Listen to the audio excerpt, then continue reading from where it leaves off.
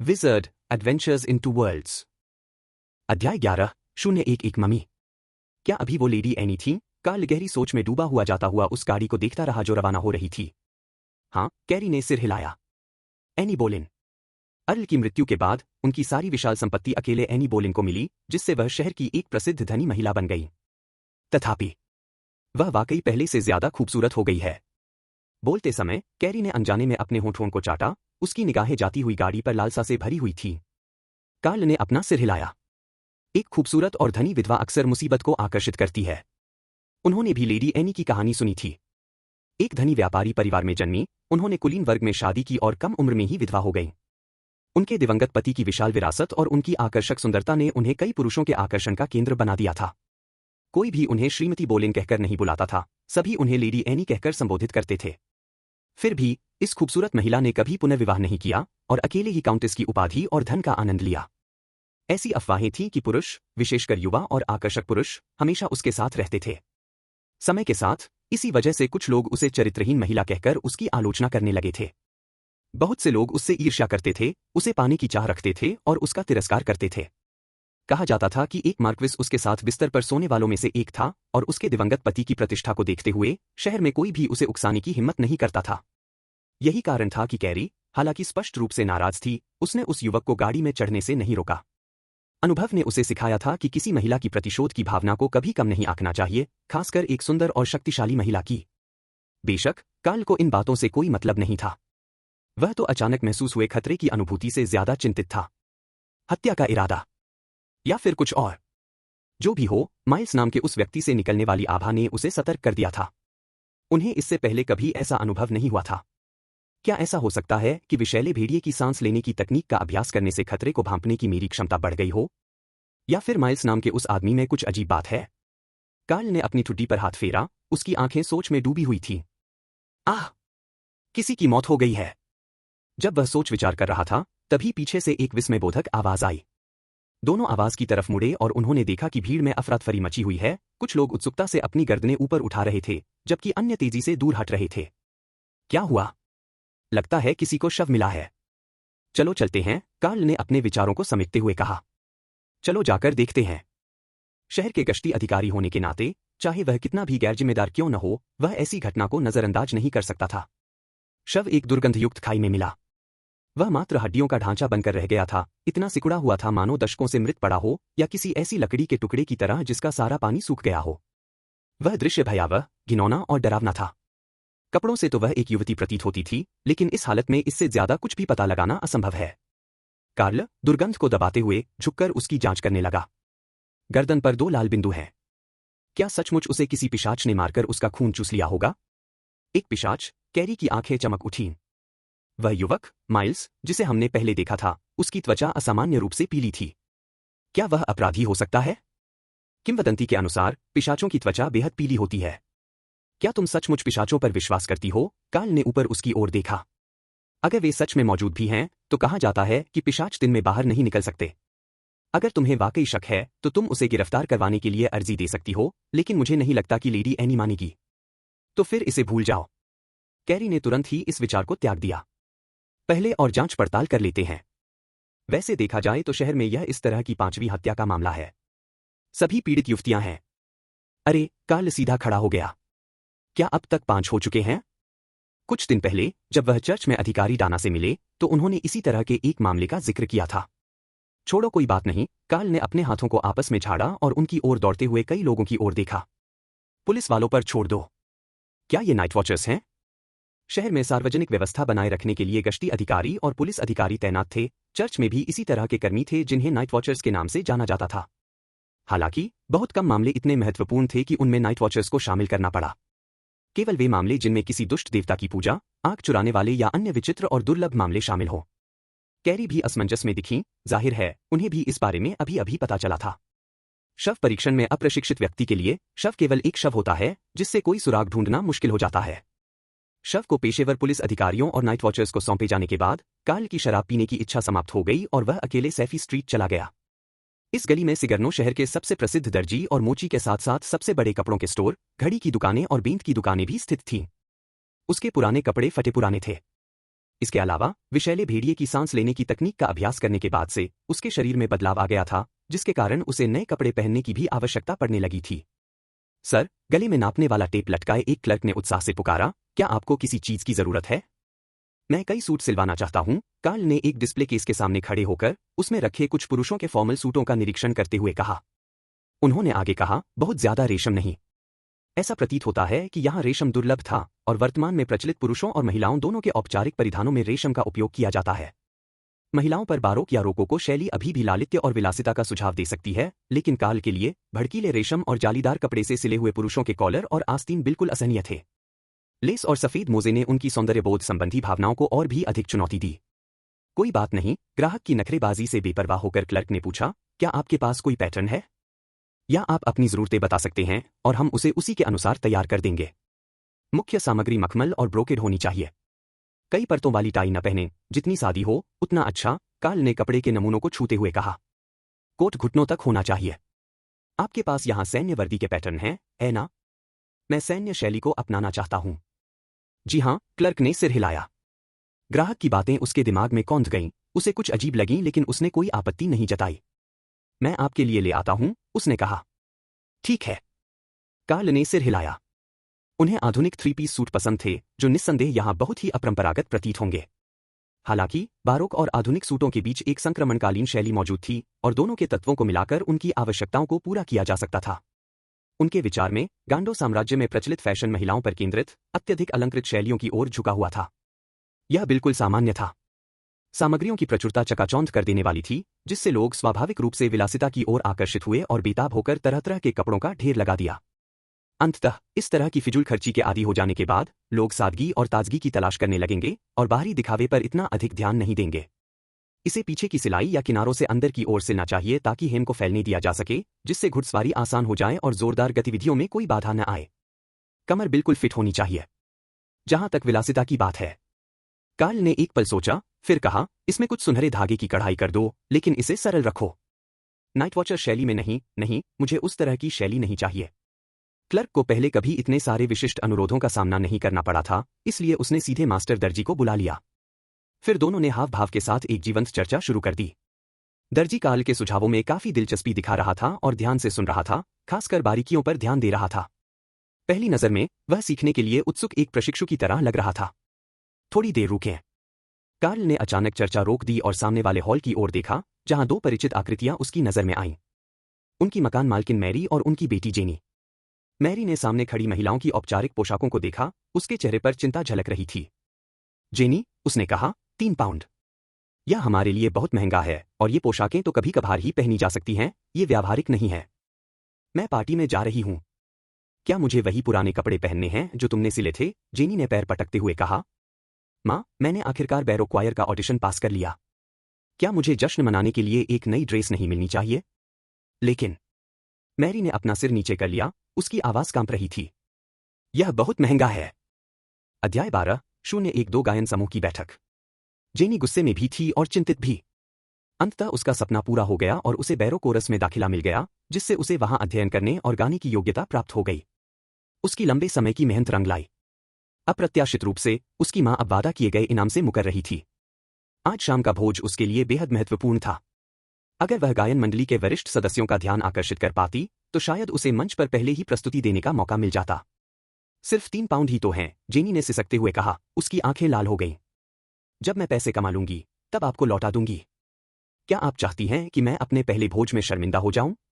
बाकी सब लोग तो सज धज कर आएंगे, क्या आप चाहती हैं कि आपकी बेटी फटे पुराने कपड़ों में उपहास का पात्र बने? 3 पाउंड हैं, कोई छोटी रकम नहीं है, मैरी ने उतनी ही परेशान होकर कहा। और कोरस में शामिल होना तो बस शुरुआत है। अभी और भी बहुत सारे खर्चे आने वाले हैं और नए लोग कुछ समय तक पैसे नहीं कमा पाएंगे। तुम तो अभी प्रशिक्षु हो, तुम्हें इतने अच्छे कपड़े पहनने की जरूरत नहीं है। एक शालीन पोशाक ही काफी होगी। अगर 1 पाउंड या 2 पाउंड भी होते तो शायद वो दांत पीसकर मान जाती। लेकिन ये तो 3 पाउंड थे। 3 पाउंड कमाने में उसे कितना समय लगेगा? घर के खर्चों में ये पैसा कितने दिन चलेगा? मैरी अपनी बेटी के लिए वह ड्रेस खरीदने से मना नहीं करना चाहती थी, लेकिन 3 पाउंड की कीमत वाकई उसकी उम्मीदों से परे थी। उसे पता था कि इस गली में चीजें सस्ती नहीं होतीं, लेकिन उसने एक साधारण ड्रेस की इतनी कीमत की उम्मीद नहीं की थी। अगर वह सहमत नहीं होती, तो उसकी बेटी नाराज दिखती। अगर वह सहमत हो जाती तो घर की आर्थिक स्थिति बिगड़ जाती। एक पल के लिए मैरी खुद दुविधा में पड़ गई। तभी एक जानी पहचानी आवाज सुनाई दी। क्या संयोग है? मकान मालकिन, जेनी, आप भी यहां खरीदारी करने आई है? कार्ल। बैरन कार्ल। यह सुनकर मां और बेटी ने मुड़कर देखा तो कार्ल इंस्पेक्टर की वर्दी पहने दुकान से बाहर निकल रहा था। हाँ, मैरी ने जबरदस्ती मुस्कुराते हुए कहा। मैं जेनी को दिखाने के लिए लाई थी। मैंने सुना है जेनी का बैरो कोरस में चयन हो गया है, कार्ल ने मुस्कुराते हुए पूछा। बधाई हो। बैरो कोरस सुसमाचार भजन गाने के लिए योग्य है। अगर जेनी मंच पर अच्छा प्रदर्शन कर सकती है तो वह निश्चित रूप से कई भोजों में अतिथि के रूप में आमंत्रित की जाएगी।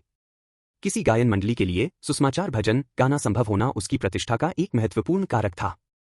यदि वे ऐसा नहीं कर सकते थे तो उनके सदस्य आम लोगों के बीच ही घुल मिल जाते थे। ऐसी कई महिला गायन मंडलियों की सदस्य वेश्यावृत्ति करने लगीं और उनकी प्रतिष्ठा को भी नुकसान पहुंचा। इसके विपरीत जो गायन मंडलियां ऐसा कर सकती थीं, उनके लिए स्थिति अलग थी। सुसमाचार भजन गाने के लिए गायकों को अपनी शारीरिक पवित्रता बनाए रखनी आवश्यक थी, अन्यथा उन्हें ईश्वर का अनादर करने वाला माना जाता था। केवल ऐसी गायन मंडलियां ही शानदार हॉल में प्रस्तुति दे सकती थीं। धन्यवाद, जेनी ने अपना सिर नीचे झुका लिया और अपनी लाल आंखों को छुपा लिया। मैं अभी अभी कोरस में शामिल हुई हूं और मुझे बहुत कुछ सीखना है। मुझे नहीं पता कि मैं कब परफॉर्म कर पाऊंगी। आपकी आवाज बहुत ही अनोखी है। मुझे विश्वास है कि आप बहुत जल्द आधिकारिक तौर पर प्रस्तुति देंगी, कार्ल ने विनम्रता से टिप्पणी की, फिर प्रदर्शनी में रखी एक पोशाक पर नजर डाली। यह पोशाक अच्छी है। हाँ, जेनी की आंखें चमक उठीं। उसने झट से कहा, मुझे भी ऐसा ही लगता है। मेरी मां मेरे लिए इसे खरीदने की सोच रही है। बोलते हुए उसने मैरी की आस्तीन खींची। तुम? मैरी की आंखों में घबराहट थी। वह सचमुच इसे खरीदना नहीं चाहती थी, लेकिन अपनी बेटी को सीधे मना करने का यह सही समय नहीं था। जेनी ने भी यह देखकर उस पर दबाव बनाने का मौका लपक लिया। सच में? कार्ल मुस्कुराया। जेनी को कोरस में जगह मिल गई है और मैंने अभी तक उसे कोई तोहफा नहीं दिया है। क्यों न मैं तुम्हारे लिए ही खरीद लूं? आह, जेनी का चेहरा खुशी से चमक उठा, उसने अपने हाथों से अपना मुंह ढक लिया। सचमुच? बेशक, कार्ल ने सिर हिलाया। उसने एक क्लर्क को बुलाने का इशारा किया। कितने पैसे? 3 पाउंड। अच्छा। नहीं, कार्ल को भुगतान करने के लिए अपना बटुआ निकालते देख मैरी को आखिरकार होश आया और उसने झट से कहा, मैं इसे खरीद सकती हूं। कोई बात नहीं, कार्ल ने सिर हिलाते हुए कहा। मैं सोच रहा था कि क्या तोहफा दूं। जेनी, जाओ ड्रेस पहनकर देखो। अगर कुछ ठीक न लगे तो उसे ठीक करवा लेना। जल्दी हो जाएगा। ठीक है, जेनी हंसते हुए मैरी की बाह से छूट गई और ड्रेस लेकर चेंजिंग रूम की ओर चल पड़ी। मुझे बहुत खेद है, हालात देखकर मैरी असहाय होकर माफी मांगने के अलावा कुछ नहीं कर सकी। मुझे खेद है कि आपको इस खर्च का सामना करना पड़ा। कार्ल ने हाथ हिलाया। उसने मां और बेटी को बहस करते हुए सुना था और वास्तव में उपहार देने की योजना बना रहा था, इसलिए उसने सीधे सीधे भुगतान कर दिया। 3 पाउंड उसके लिए मामूली रकम थी, लेकिन एक साधारण परिवार के लिए यह एक बड़ी रकम थी। हालांकि घोड़ा गाड़ी की सवारी का किराया 3 से 5 पेंस होता था, फिर भी घोड़ा गाड़ी का किराया एक साधारण परिवार की पहुंच से बाहर था। मैरी को एक एक पैसा गिनना पड़ता था। बैरन कार्ल, जेनी ने शानदार गाउन पहने हुए चेंजिंग रूम से बाहर निकलते हुए कहा और निमंत्रण दिया। कोरस के वरिष्ठ सदस्य आज रात नए सदस्यों के लिए भोज का आयोजन कर रहे हैं। क्या आप मेरे साथ आ सकते हैं? क्या मुझे अनुमति है? बिल्कुल, जेनी ने उत्साहपूर्वक उत्तर दिया। किसी कुलीन व्यक्ति का भोज में उपस्थित होना हमारे लिए सम्मान की बात है। मैरी हिचकिचाई, बोलने के लिए मुंह खोला लेकिन रुक गई। उसने पहले जेनी के साथ भोज में जाने के लिए सहमति दी थी। बहुत अच्छा, कार्ल ने सिर हिलाया। मैं निश्चित रूप से वहां आऊंगा। कमरे में मैरी अपनी बेटी को कपड़े पहनने में मदद कर रही थी। तुम्हारे चाचा के पड़ोसी के पास एक घोड़ा गाड़ी है। वो तुम्हें भोज में ले जाएंगे। याद रखना, शिष्टता से पेश आना। कार्ल काम के बाद आएगा, मुझे नहीं पता वो कब आएगा। अगर वो ना आ पाए तो उसे दोष मत देना। आखिर एक इंस्पेक्टर को बहुत सारे काम करने होते हैं। समझ गई, जेनी ने थोड़ी अधीरता से अपनी आस्तीनें झटकते हुए कहा, मैं जा रही हूं। पैसे ले लो, मैरी ने तैयार पर्स उसके हाथ में थमाते हुए कहा। अब तुम बड़ी हो गई हो। बिना पैसे के बाहर नहीं जा सकती। धन्यवाद, मां, जेनी मुस्कुराई, मैरी के गाल पर एक चुंबन दिया, हाथ हिलाया और दोनों हाथों से अपनी स्कर्ट उठाकर बाहर चली गई।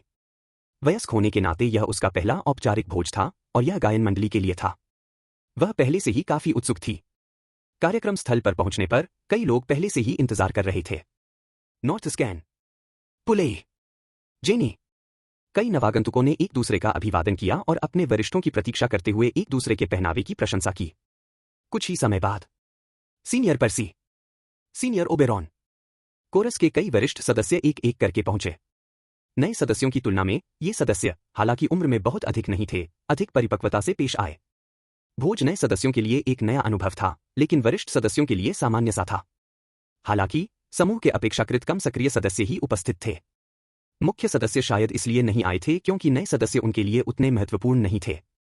जेनी, तुम्हारी ड्रेस बहुत अच्छी है, सब्स्टिट्यूट लीड सिंगर पर्सी ने जेनी के पास आकर मुस्कुराते हुए पूछा। यह महंगी ही होगी, है ना? कोई बात नहीं, जेनी ने थोड़ा संकोच से जवाब दिया। 3 सोने के पाउंड। ओह, पर्सी ने भौहें चढ़ाते हुए कहा। मुझे याद है, तुम्हारा परिवार आर्थिक रूप से बहुत संपन्न नहीं है। हाँ, जेनी के गाल लाल हो गए। एक दोस्त ने मुझे यह दिया था। दोस्त? पर्सी ने भौहें चढ़ाते हुए पूछा। एक पुरुष मित्र? जेनी ने नीचे देखा। हाँ, तुम पर इतना पैसा खर्च करने को तैयार है, लगता है वो वाकई गंभीर है, पर्सी ने आह भरी और फिर आगे कहा, लेकिन मैं तुम्हें याद दिला दूं, अगर तुम भविष्य में मुख्य गायक बनना चाहते हो, तो तुम्हें प्रेम संबंधों से दूर रहना होगा। पवित्र शरीर के बिना तुम कई गीत नहीं गा पाओगे। जेनी के चेहरे के भाव में थोड़ा बदलाव आया। जब वे बात कर रहे थे तभी एक तेज आवाज सुनाई दी, पर्सी कौन है? सभी ने आवाज की दिशा में देखा तो पुलिस की वर्दी पहने पुरुषों का एक समूह प्रभावशाली ढंग से उनकी ओर बढ़ता हुआ दिखाई दिया। मैं ही हूं, पर्सी ने झट से अपना हाथ उठाया। क्या बात है? हम, मुख्य अधिकारी ने सिर हिलाया। एक मामला है जिसमें शायद आपकी भूमिका हो सकती है। जांच के लिए हमारे साथ आइए। पर्सी के चेहरे का भाव एकदम बदल गया। अभी? क्या न जाना संभव है? आप क्या सोचते हैं? अधिकारी ने कुछ अधीरता से भौहें चढ़ाते हुए पूछा। हम जानते हैं कि आप बैरो कोरस के सदस्य हैं। अगर कोई समस्या नहीं है तो आप कल वापस आ सकते हैं। लेकिन पर्सी पीछे मुड़ा, उसकी आंखों में विनती भरी थी। हालांकि बाकी सभी के चेहरे पर अलग अलग भाव थे और कुछ करीबी लोग भी उससे नजरें मिलाने से बच रहे थे। स्पष्ट रूप से वे उसकी ओर से हस्तक्षेप करने का इरादा नहीं रखते थे। क्या हो रहा है? कार्ल अभी अपनी गाड़ी से उतरा ही था कि उसने यह दृश्य देखा। हैम, बहुत दिनों बाद मिले। बैरन कार्ल, पहले गंभीर चेहरे वाला अधिकारी, जिसका नाम हैम था, अचानक मुस्कुरा उठा। क्या संयोग है? क्या आप भी भोज के लिए यहां आए हैं? हाँ, कार्ल ने सिर हिलाया। यह किस बारे में है? यह, एम ने हिचकिचाते हुए कहा, एक छोटी सी बात है। अध्याय 13:013 सुराग। कुछ ही देर बाद एम अपने आदमियों को लेकर भोजघर से बाहर निकला। उसने बाकी लोगों को जाने का इशारा किया और अकेले ही एक गाड़ी की ओर चल पड़ा। क्या बात है? पुलिस विभाग की डाना ने गाड़ी का पर्दा उठाया, जिससे उसका बेहद खूबसूरत चेहरा सामने आया। तुम उसे बाहर नहीं लाए? मेरी मुलाकात बैरन कार्ल से हुई, हैम ने सिर झुकाते हुए कहा। बैरन ने उसके पक्ष में गवाही दी और चूंकि शुरू से ही उस पर ज्यादा संदेह नहीं था, इसलिए मैंने उसे अपने साथ ले जाने पर जोर नहीं दिया। हमने बस अंदर एक जगह ढूंढी और कुछ सवाल पूछे। कार्ल, डाना ने हैरानी से देखा। बैरन के एक मित्र ने बैरो क्वायर के लिए ऑडिशन पास कर लिया और उन्हें भोज में आमंत्रित किया गया, हैम ने बताया।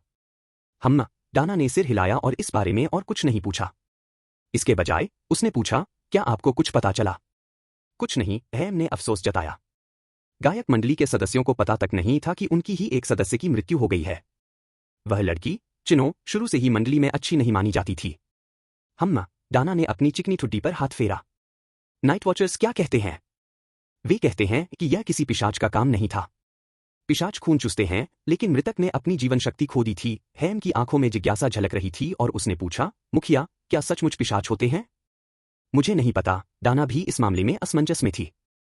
वह पीछे झुककर आह भरते हुए बोली, तो अभी तक कोई सुराग नहीं मिला? बिल्कुल नहीं, हैम ने हल्के से सिर हिलाया। सभी पीड़ित महिलाएं थीं और सभी कुंवारी थीं।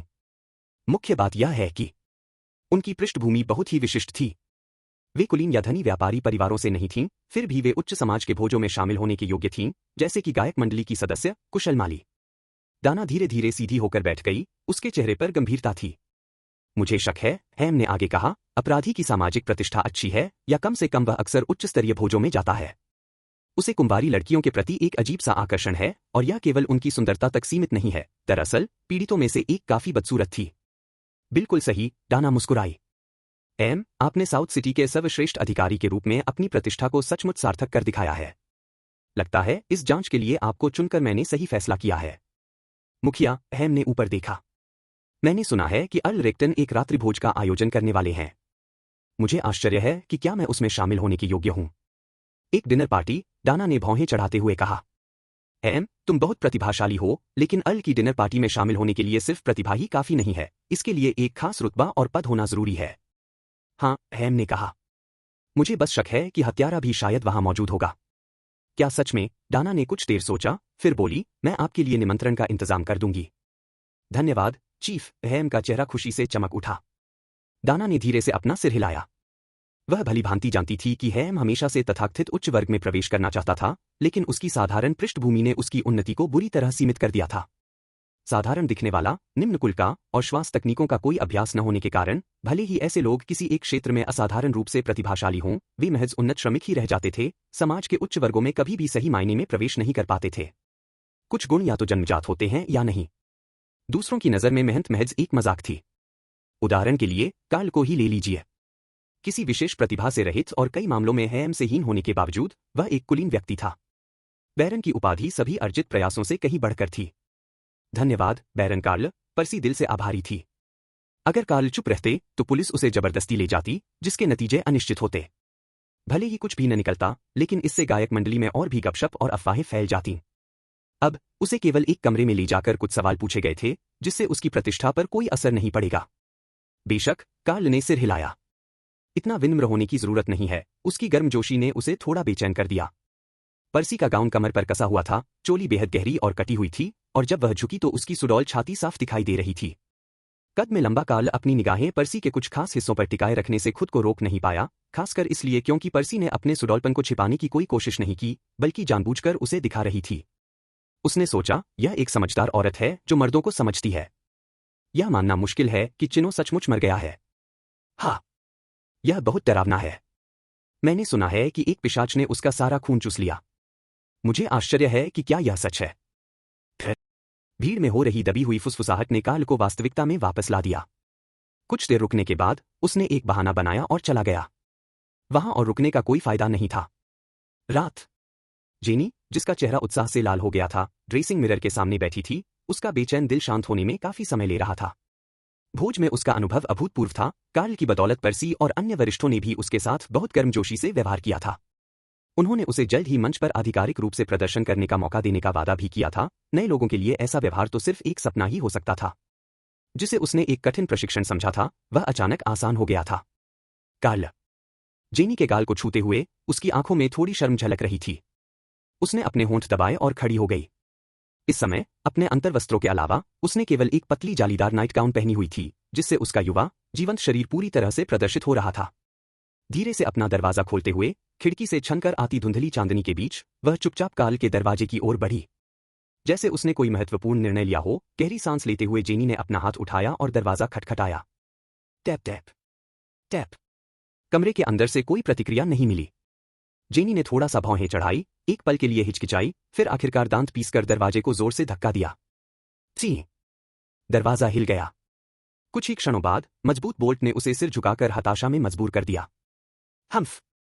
थोड़ी शर्मिंदगी भरी झुंझलाहट के साथ पैर पटकते हुए जेनी मुड़ी और अपने कमरे में लौट गई और अपने पीछे दरवाजा जोर से बंद कर दिया। अंधेरे में मकान मालकिन मैरी ने अपने दरवाजे की दरार से यह दृश्य देखा और राहत की एक गहरी सांस ली। उसकी आंखों में राहत थी, लेकिन साथ ही थोड़ी सी निराशा भी झलक रही थी। कहते हैं ना, एक मां अपनी बेटी को सबसे अच्छी तरह जानती है। जब जेनी लौटी तो वह बहुत उत्साहित थी, दावत के बारे में लगातार बातें कर रही थी, उसकी आंखें चमक रही थीं। जब उसने कार्ल का जिक्र किया तो उसका चेहरा और भी अजीब हो गया। एक अनुभवी महिला होने के नाते मैरी इसे कैसे नहीं समझ पाई। वह साफ तौर पर कार्ल के प्यार में पड़ चुकी थी। फिर भी जेनी के इस साहसिक कदम को देखकर मैरी को समझ नहीं आ रहा था कि क्या करे। क्या उसे दखल देना चाहिए या चीजों को ऐसे ही रहने देना चाहिए? अगर उसकी बेटी किसी रईस से शादी कर ले तो मैरी बहुत खुश होगी। लेकिन क्या वह उससे शादी करने को तैयार होगा? या वह सिर्फ मजाक कर रहा होगा? अगर वह तैयार नहीं हुआ, उसने बैरो क्वायर में शामिल होने के लिए इतनी मेहनत की थी। अगर जेनी किसी आदमी के साथ रिश्ते में पड़ गई तो वह फिर कभी परफॉर्म नहीं कर पाएगी। उसकी पूरी जिंदगी बर्बाद हो सकती है। सौभाग्य से कार्ल गहरी नींद में सोता था और शायद उसने बाहर का शोर नहीं सुना होगा, वरना बहुत बड़ी गड़बड़ हो जाती। एक रहस्यमय स्थान पर कार्ल, जो अपनी श्वास तकनीक का अभ्यास कर रहा था, बाहर की स्थिति से अनभिज्ञ था। अगर उसे पता भी होता तो भी वह अविचलित रहता। भोज की घटनाएं उसके लिए तुच्छ थीं, वहां से निकलते ही उसने उन्हें अपने दिमाग से निकाल दिया था। इसके अलावा उसकी नजर में जेनी बहुत छोटी थी, वह उसके साथ संबंध बनाने की हिम्मत नहीं जुटा पाया। दूसरी ओर पर्सी का रवैया कुछ ऐसा ही था। सांस छोड़ना, सांस लेना। नियमित सांस लेने के साथ औषधि का प्रभाव उसकी अस्थि मज्जा और रक्त में समाहित हो गया। जैसे जैसे उसकी जीवन शक्ति बढ़ती गई, उसका स्वास्थ्य भी धीरे धीरे सुधरता गया। नाइट अटेंडेंट बनने की प्रक्रिया में जीवन बीज का संघनन करना शामिल है। जीवन बीज बनने के बाद व्यक्ति नाइट की उपाधि प्राप्त कर सकता है। जीवन बीज के संघनन की प्रक्रिया के दौरान व्यक्ति की जीवन शक्ति बढ़ती है और स्वाभाविक रूप से उसका शारीरिक स्वास्थ्य भी बेहतर होता है। मैंने आज पता लगाया और जाना कि कुछ विशेष श्वास तकनीकें वास्तव में असाधारण क्षमताएं प्रदान कर सकती हैं। शायद विषैले भेड़िए की श्वास तकनीक ही मुझे इस आसन्न खतरे का आभास दे रही है। शहर में एक के बाद एक महिलाओं की हत्याएं हो रही थीं और उनकी मौत के हालात बेहद विचित्र थे। इससे कार्ल को एहसास हुआ कि सिगर्नो शहर उतना सुरक्षित नहीं था जितना उसने सोचा था। इसके अलावा ब्लैक सिटी की खोज के लिए ताकत की भी जरूरत थी, इसलिए वह अपनी साधना में बिल्कुल भी ढिलाई नहीं कर सकता था। अध्याय 14 अर्ल का भोज। गाड़ी मुख्य सड़क पार करके एक छोटे रास्ते पर मुड़ गई। दोनों ओर घनी पत्तियों ने सूर्य की रोशनी को रोक दिया, जिससे गाड़ी का पहले से ही धुंधला आंतरिक भाग घोर अंधकार में हो गया। चलने के लिए तैयार। क्लैंग। कार्ल को ऐसा लगा जैसे उसे बहुत ऊपर उछाला गया हो और फिर जोर से नीचे गिरा दिया गया हो। माफ कीजिएगा, ड्राइवर ने थोड़ी शर्मिंदगी भरी आवाज में कहा। यह सड़क चलाना मुश्किल है, खासकर फार्मासिस्ट एडोल्फ की जागीर के पास। इसमें जगह गड्ढे हैं। कोई बात नहीं, कार्ल ज्यादा आलोचना नहीं करना चाहता था, इसलिए उसने सहज भाव से पूछा, क्या आप इस रास्ते से अक्सर यात्रा करते हैं? जी हाँ, ड्राइवर ने जवाब दिया। शहर से बाहर जाने का टोल शहर के अंदर जाने के टोल से ज्यादा है। इसके अलावा इस रास्ते से आने वाले ज्यादातर लोग आप जैसे ही अमीर होते हैं। कार्ल ने सोचा, धनी लोग वाकई पैसा खर्च करने के लिए अधिक इच्छुक होते हैं। उसने सिर हिलाया और बाहर देखने के लिए गाड़ी का पर्दा हटाया। पेड़ों के बीच से वह एक ऐसी जागीर देख सकता था जिसमें एक प्राचीन द्वार और मीनारें थीं, जो संभवतः 100 साल से भी अधिक पुरानी थी। Pharmacist Adolf? इतनी बड़ी जगह सिर्फ उन्हीं की है? मैंने उनका नाम पहले कभी क्यों नहीं सुना? हम पहुंच गए हैं। अर्ल रेक्टन की जागीर ज्यादा दूर नहीं थी। सामने ही कई गाड़ियां खड़ी थीं और शानदार पोशाक पहने मेहमान आ जा रहे थे। कार्ल, डाना ने दूर से पुकारा, इधर आओ। उसके बगल में खड़ी मार्था ने गाड़ी से उतर रहे कार्ल को उत्सुकता भरी निगाहों से देखा और अनजाने में अपनी भौहें सिकोड़ ली। अजीब कपड़े और चेहरे पर जलने का साफ निशान। बुरे स्वभाव का भी बदनाम। क्या यही वो आदमी है जिससे चचेरी बहन डाना मुझे मिलवाना चाहती है? बैरन। बैरन की उपाधि के अलावा इस आदमी के पास और क्या बचा है? अधिकारी महोदय, कार्ल ने अभिवादन में थोड़ा झुककर कहा, मुझे देर हो गई है। हम जल्दी आ गए थे, डाना ने लापरवाही से हाथ हिलाते हुए कहा। उसकी निगाहें एक पल के लिए उस पर टिक गईं। अच्छा पहनावा है। कार्ल के खास तौर पर बनवाए गए सूट में कोई अलंकरण नहीं था, बल्कि इसमें एक साफ सुथरा, आकर्षक और अनूठी शान थी। भव्य पोशाकों की आदि डाना को यह देखकर सुखद आश्चर्य हुआ। कीमत भी बढ़िया है, कार्ल ने मार्था की ओर मुड़ते हुए मुस्कुराते हुए जवाब दिया। यह वही खूबसूरत चचेरी बहन होगी जिसके बारे में आप अक्सर बात करते हैं, अधिकारी जी। वाकई, पहली नजर में ही वह अविस्मरणीय है। धन्यवाद, मार्था ने झुककर अभिवादन किया, उसकी विनम्रता में थोड़ी दूरी का भाव झलक रहा था। हम्मा? वो मुझसे प्रभावित नहीं लग रही है। अच्छा ही है। मुस्कुराते हुए कार्ल ने डाना का सुझाव मान लिया और मार्था के साथ हवेली के अंदरूनी हिस्से की ओर चलने लगा। डाना के दूर जाते ही मार्था का व्यवहार बदल गया। उसने तुरंत अपना विनम्र मुखौटा उतार दिया और अपनी ठुड्डी ऊपर उठाते हुए घमंडी भाव से बोली, मैं साफ साफ कहूंगी, हम एक दूसरे के लिए नहीं बने हैं। यह तो अफसोस की बात है, कार्ल ने बड़ी मुश्किल से अपनी मुस्कान दबाई। लेकिन मिस मार्था, निश्चिंत रहिए, मैं आपको परेशान नहीं करूंगा। ओह, मार्था ने भौहें चढ़ाते हुए कहा। आपका व्यवहार तो वाकई बहुत ही सभ्य है। अब जब उन्होंने खुलकर बात कर ली थी, तो वे पहले की तरह संकोची नहीं रहे।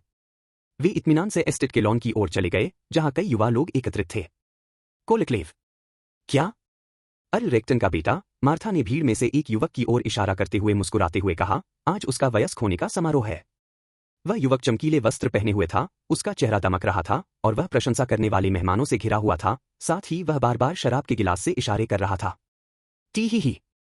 जैसे किसी विचार से प्रेरित होकर मार्था रहस्यमय मुस्कान के साथ बोली, क्या आप जानते हैं कि युवावस्था में प्रवेश का समारोह क्या होता है? जन्मदिन वह समय होता है जब कोई वयस्क हो जाता है, कार्ल ने उत्तर दिया। क्या इसका कोई विशेष महत्व है? बेशक, मार्था की आंखों में मोहक चमक आ गई। एक बार जब आपका वयस्कता समारोह हो जाता है, तो आप वो सब काम कर सकते हैं जो वयस्क करते हैं। आपको तो ये पता भी नहीं है? युवावस्था में प्रवेश के समारोह के दौरान बड़े बुजुर्ग समाज के प्रति वयस्कों के कर्तव्यों और उन्हें प्राप्त होने वाले अधिकारों के बारे में बताते थे। वे युवाओं को सार्वजनिक नैतिकता का पालन करने, राष्ट्र की सेवा करने और ईश्वर के प्रति निष्ठावान रहने के लिए भी प्रोत्साहित करते थे। हालांकि मार्था के चेहरे के भावों को देखकर स्पष्ट था कि युवावस्था में प्रवेश के समारोह के बारे में उसकी धारणा बिल्कुल भी पारंपरिक नहीं थी। देखो, मार्था ने पास खड़ी महिलाओं के एक समूह की ओर इशारा करते हुए कहा। वहां खड़ी उन महिलाओं को विशेष रूप से कोलक्लेव की युवावस्था में प्रवेश के समारोह में मदद करने के लिए लाया गया है।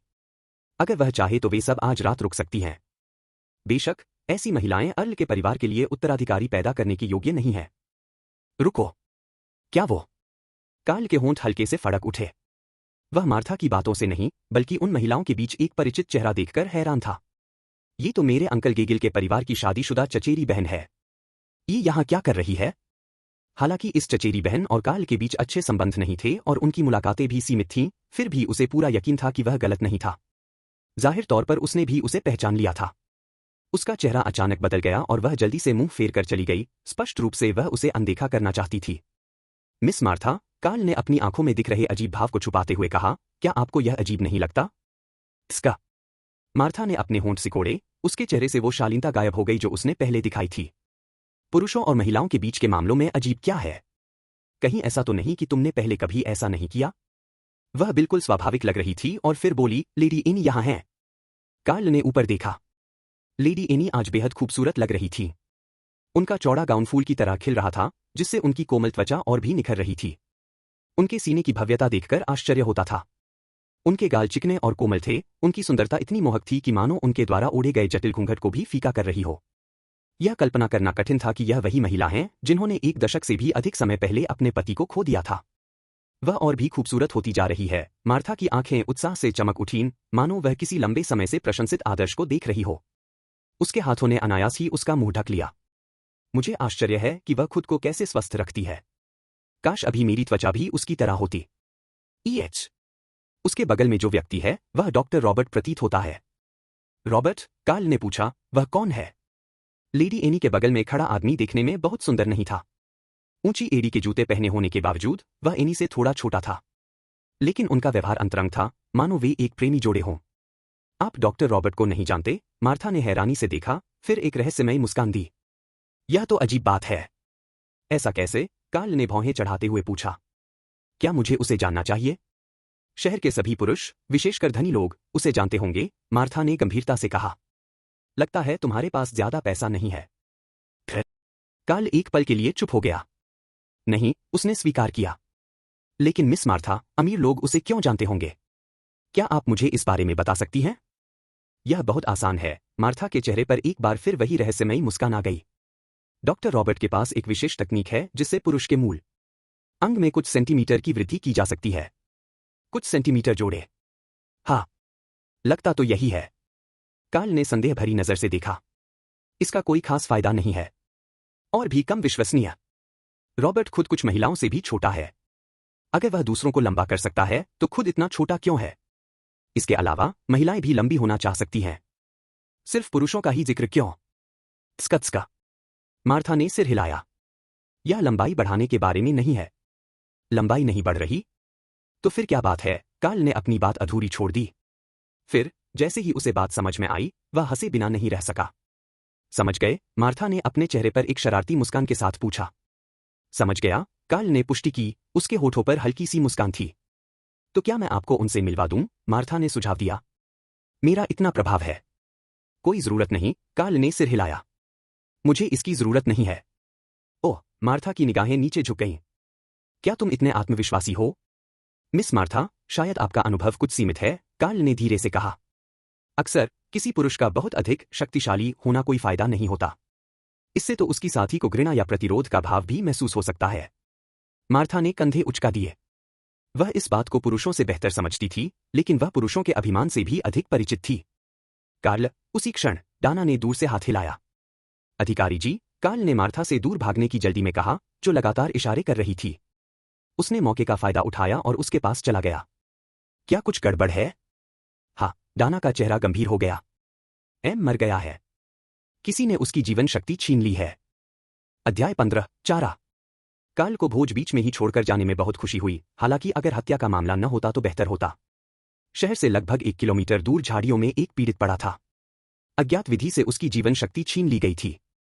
सूचना देने वाला राहगीर उसके पास ही खड़ा बयान दे रहा था। मृतक की पहचान की पुष्टि हो गई है।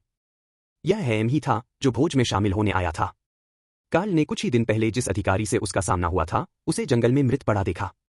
हालांकि कार्ल आमतौर पर उदासीन रहता था, लेकिन वह क्रोध से भर उठा और उसका चेहरा बेहद बदसूरत हो गया। डाना की खूबसूरत आंखों में एक घातक चमक थी जब उसने ठंडे स्वर में कहा, वही तरीका। हत्यारा वही व्यक्ति होना चाहिए। पिछली सभी पीड़ित महिलाएं थीं, वो भी कुंवारी। एम एकमात्र अपवाद है। क्या ऐसा हो सकता है कि हेम को कुछ पता चल गया हो और इसीलिए हत्यारे ने उसे चुप करा दिया हो? आज वहां मौजूद कैरी ने यह अटकल लगाई। कार्ल ने एक भी आवाज नहीं निकाली। उसने सोचा, अगर अपराधी पुलिस अधिकारी की हत्या करने की हिम्मत कर सकता है तो वह इंस्पेक्टर की हत्या करने की भी हिम्मत कर सकता है। वह हमेशा अपनी जान की परवाह करता था और गुस्से में होने के बावजूद वह जल्दबाजी में किसी मामले में शामिल नहीं होना चाहता था। हम्मा। दाना ने सिर हिलाया और फिर पूछा, क्या हेम आज भोज में अकेला आया था? नहीं, कैरी ने अजीब से चेहरे के साथ जवाब दिया। एम के सहकर्मी ने बताया कि वह हाल ही में श्रीमती एनी के काफी करीब थे। वे दोनों भोज में साथ आने के लिए सहमत हुए थे और उसने अपने सहकर्मियों के सामने इस बारे में शेखी भी मारी थी। श्रीमती एनी, दाना की भौहें तन गईं।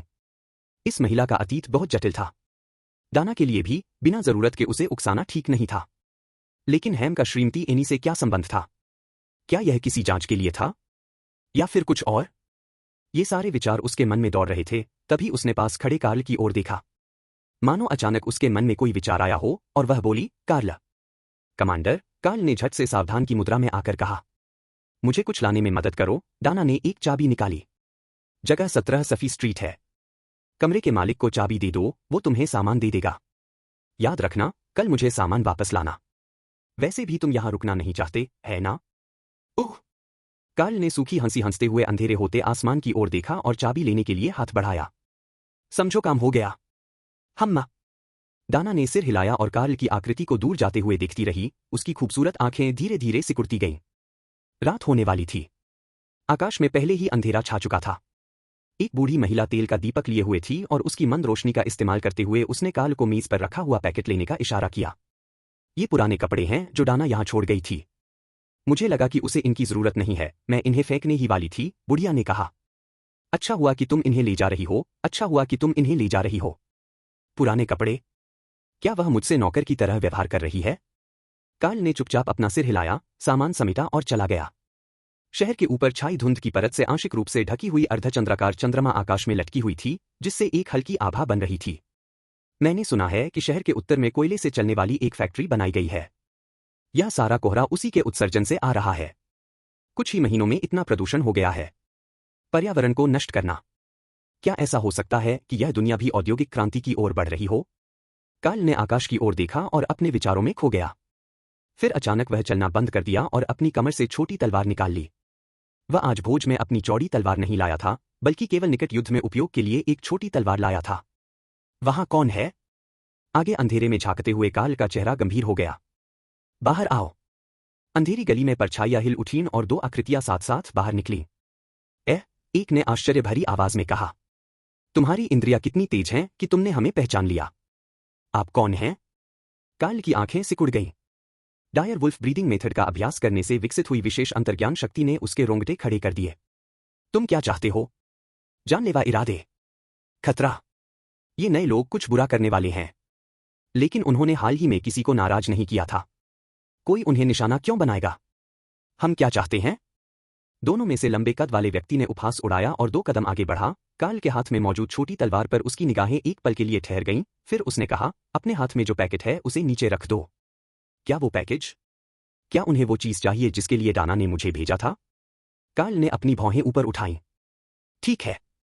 कार्ल एक कदम पीछे हटकर बोला, मैं पैकेज नीचे रख देता हूं और फिर हम एक दूसरे को अकेला छोड़ देंगे। अच्छा। मुझे वो व्यक्ति पसंद है जो अपने भले के बारे में जानता हो। लंबे चौड़े बलवान व्यक्ति ने संतुष्ट भाव से मुस्कुराते हुए सिर हिलाया। सामान नीचे रख दो, फिर तुम जा सकते हो। जरा ठहरिए। जैसे ही कार्ल पार्सल नीचे रखकर जाने की तैयारी कर रहा था, तभी अचानक दूसरे व्यक्ति ने कहा, जाने से पहले उसकी तलाशी ले लो। यह सच है। लंबे चौड़े बलवान आदमी ने सिर हिलाया। अगर उसने अपने पास कुछ महत्वपूर्ण छिपा रखा है तो हमारी मेहनत व्यर्थ ही बर्बाद हो जाएगी। माफ कीजिए दोस्त, लेकिन आपको अपने कपड़े उतारने पड़ेंगे। ज्यादा आगे मत बढ़ो। कार्ल का चेहरा गंभीर हो गया। हद से ज्यादा हो गया, दूसरे आदमी ने चिड़चिड़े स्वर में जवाब दिया। इन्हें उतार दो। ये सब बकवास क्यों कर रहे हो? अगले ही पल वह आदमी हिल गया। उसका पैर जोर से जमीन पर पड़ा और उसका पूरा शरीर एक तीर की तरह आगे बढ़ा। एक क्रूर और भयंकर आभा कार्ल की ओर दौड़ पड़ी। सिर्फ आंखों के संपर्क से ही कार्ल का दिल एक धड़कन चुक गया। हत्या का इरादा। यह उस व्यक्ति की निर्मम निगाह है जिसने कई जानें ली हैं, संभवतः एक से अधिक, और जो किसी भी असमति पर हमला करने के लिए तैयार है। उसने वर्षों तक मार्शल आर्ट का अभ्यास किया था, जिससे उसका शरीर मजबूत हुआ था, लेकिन इससे पहले वह कभी भी जीवन मरण के संघर्ष में नहीं पड़ा था। जैसे जैसे दूरी कम होती गई, उसने देखा कि उस आदमी का चेहरा एक मुखौटे से ढका हुआ था जो उसके गालों से चिपका हुआ था। सर! कार्ल ने अपनी तलवार घुमाई और आयरन गेट स्टाइल से वार को रोक दिया। उसका निशाना उस नकाबपोश व्यक्ति पर नहीं था जो उसकी ओर दौड़ रहा था, बल्कि उसके पीछे मौजूद किसी व्यक्ति पर था। क्लैंग! एक काली आकृति, जिसके हाथों में एक धारदार हथियार था, कार्ल की छोटी तलवार से टकरा गई। टक्कर की जबरदस्त ताकत से दोनों लड़खड़ाते हुए पीछे की ओर गिर पड़े। घात लगाकर हमला। उसके पीछे कोई छिपा हुआ था, जिसने नकाबपोश व्यक्ति के हरकत करते ही उसी क्षण हमला कर दिया। सौभाग्य से कार्ल की इंद्रियां तेज थीं और उसने पहले से ही बचाव की तैयारी कर ली थी। जिस हमलावर का वार चुक गया था, उसने घबराकर कहा, सावधान रहो। वह एक शूरवीर का सेवक है। उनके आने से पहले उन्हें यह उम्मीद नहीं थी कि उनका प्रतिद्वंद्वी एक शूरवीर का सेवक होगा जिसने सांस लेने की तकनीकों में प्रशिक्षण लिया होगा। लेकिन अगर वह नाइट का परिचारक भी होता तो क्या फर्क पड़ता? जब तक वह नाइट नहीं था, उसकी शारीरिक शक्ति एक आम आदमी से बहुत अलग नहीं होती। इसके अलावा अब स्थिति 3 के मुकाबले 1 की थी। वूश! नकाबपोश व्यक्ति का हमला निरंतर जारी था। उसने कहीं से एक स्टील की छड़ निकाली और उसे कार्ल पर बेरहमी से दे मारा। अंत में लंबा और बलवान दिखने वाला वह व्यक्ति भी चुपचाप अंदर घुस आया और उसने एक विशाल तलवार सीधे उसकी ओर तान दी। उनकी कार्रवाई तेज और क्रूर थी, जो एक सुनियोजित हमले का प्रमाण थी और उनके कार्रवाई करते ही घातक साबित हुई। क्लैंग! धत तेरे की! कार्ल ने अपनी छोटी तलवार घुमाई और हताशा से हमलों को रोकने की कोशिश की।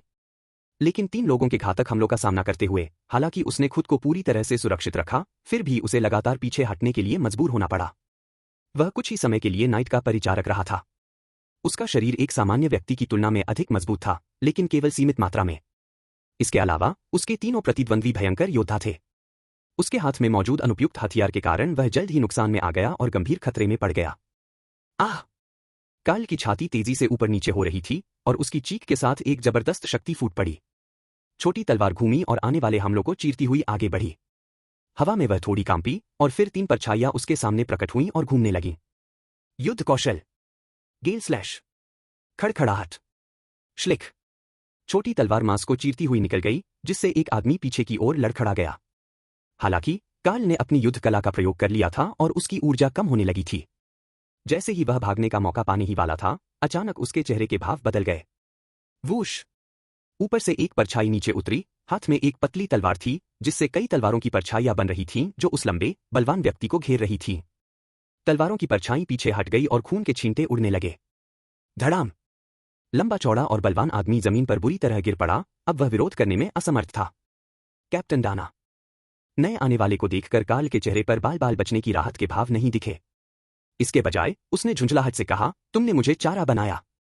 अभी इसके लिए समय नहीं है। डाना ने कंधे उचकाते हुए कुछ हैरानी से उसकी ओर देखा। तुम्हारी तलवारबाजी बुरी नहीं है। उनका पीछा करो। उन्हें भागने मत दो।